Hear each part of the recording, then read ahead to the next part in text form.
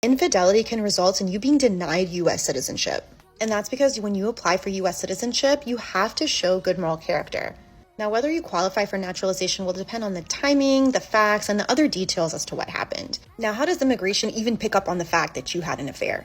The most common evidence of an extramarital affair is children born outside of the marriage. And this isn't hard for immigration to figure out because when you apply for naturalization, you have to put information down about your spouse and your children. So if they see that a child was born outside of the marriage to another person, USCIS officers are actually trained to ask follow-up questions about it.